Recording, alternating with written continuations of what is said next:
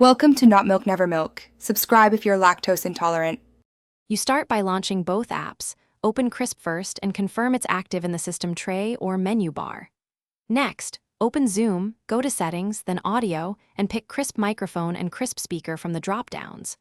Once done, run Zoom's test speaker and microphone so you can hear and see that Krisp is processing your input. Make sure microphone access is granted by the OS. This avoids a dead input that looks like Zoom is failing. You now fine-tune Krisp's processing. Open the Krisp window and select your noise cancellation strength. Choose low for subtle, high for loud environments.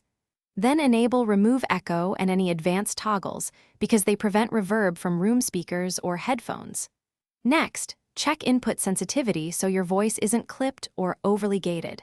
After adjusting, make a brief Zoom call with a colleague, or use a private meeting to verify that your voice sounds natural while background sounds are suppressed. You finish by making Krisp your default audio device and starting it before joining the Zoom meeting. This ensures the chain of audio routing is established. During the call, if someone can't hear you or your voice is robotic, toggle Krisp off and on, then reselect the microphone and speaker in Zoom. If problems persist, check OS sound settings and update audio drivers because outdated drivers cause distortion. Finally, restart Zoom or your computer as a last resort to rebuild audio services. Thanks for watching. If this was helpful, leave a like and consider subscribing. See you next time.